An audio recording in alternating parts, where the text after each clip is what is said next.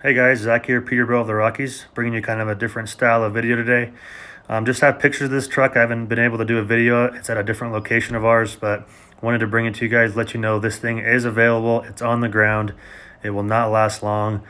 Probably by the time I post this video and the end of the day, there's going to be a bunch of action on this thing, but wanted to bring you guys some pictures of this thing.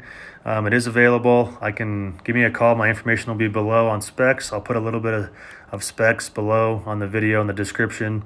So give me a call if you have any questions, comments, concerns, interest, and I'll be able to help you out along the way. So I'll be available today, and give me a call as soon as you can. This truck will not last long. Thank you guys for watching, and we'll talk to you soon.